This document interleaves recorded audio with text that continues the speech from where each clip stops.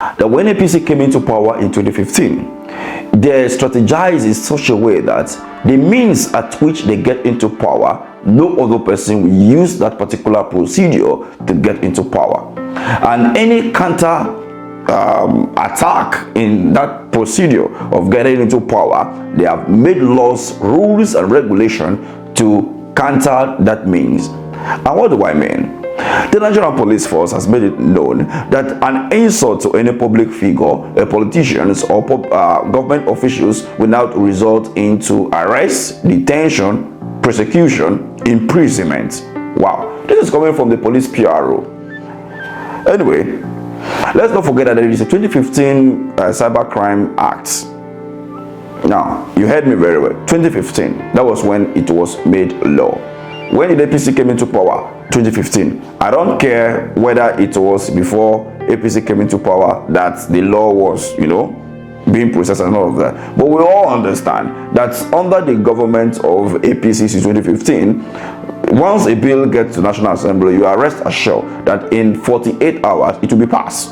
So that's not the issue here. But the case here is that for you to have a vivid understanding, because the article to this provision of section 24, subsection 1 of that Cybercrime Act, the article is very long. So at the description section, I'll be leaving a link for you to read through those sections and understand them dearly before you say anything. But mind you, in that first provision, they made it known that if you insult, if you say anything that have to expose the politicians, a public figure, or any influential person in the society, you can be prohibited and can be fined for 7 million and 3 years imprisonment.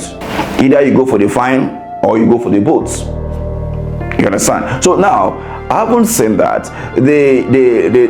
some Nigerians took the case to court. The case was in court, at the Federal High Court it was strike out, at the Appeal Court it was strike out. It went to Supreme Court. You all know our judicial system, which we just talked about in our last video, the Nigerian criminal justice system, written by Dele Farotubi, which is causing a lot of uproar with his arrest and all of that. So you already know how the judicial system works. Up till now, Supreme Court never fixed it for that case. Now, the case went to the ECOWAS court in Abuja, and the court now give its ruling stating that the Nigerian government is trying to oppress its citizens, as well as go after journalists and press medias and all of that. And for that reason, they were asked to amend that particular act, which is section 24 subsection 1 of that cyber criminal act. And when you read that document, you will understand further what I am talking about. And again, when they did that, the government went ahead to make an amendment, and for that reason they changed some words and phrases from that from the first prohibition. Now, if you look at your screen, I'm displaying them, and you can look at them carefully and have an understanding of what we are talking about, for those of you who cannot go and read the full article.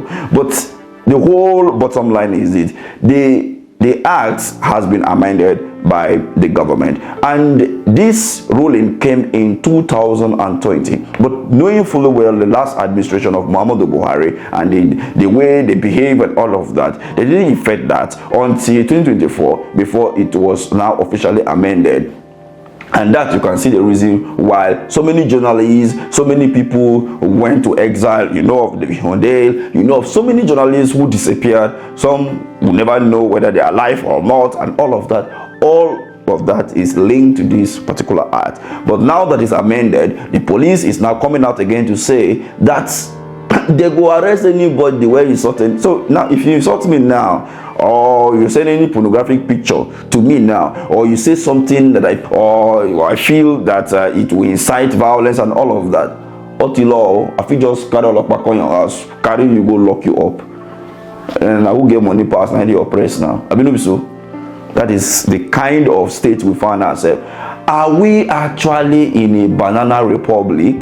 This is another thing that we need to talk about. But anyway, in the other hand, we're talking about the current, will I call it blaspheming, or will I say it is a religion war that is about to happen in Nigeria. Stay tuned, because in that video I will bring it vividly to you. Some people in Nigeria are trying to instigate a religious war during the Christmas period. Thank you for watching.